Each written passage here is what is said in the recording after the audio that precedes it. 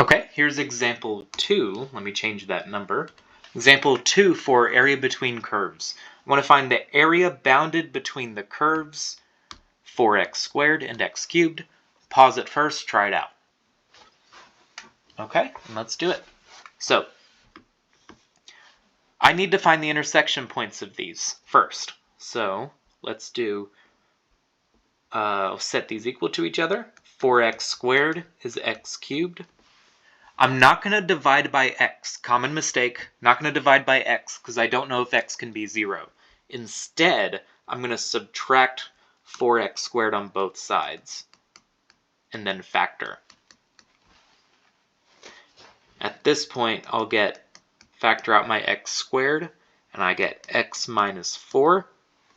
And here, now I know x is 0 and x is 4. So those are my endpoints. Know that's where the curves intersect. So now I have to find which one's on the top and which one's on the bottom. So how am I going to do that? What I'm going to do is just pick a test value in between here and see which is higher and which is lower.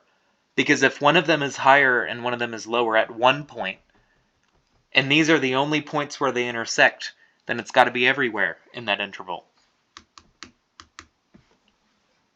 So I'll pick a test value. I'll pick x equals 1, and I want to compare 4, that's 4x squared, versus 1, which is 1 cubed.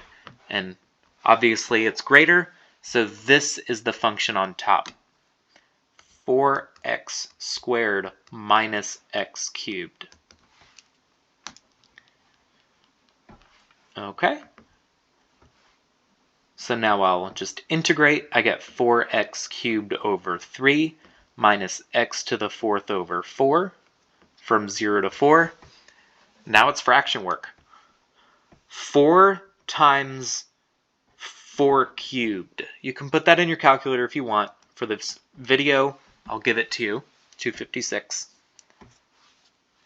And then minus 4 to the 4th, which is 256, over 4, which is 64. Then when I plug in 0, I get 0 the whole time, so that's okay. Get a common denominator over 3.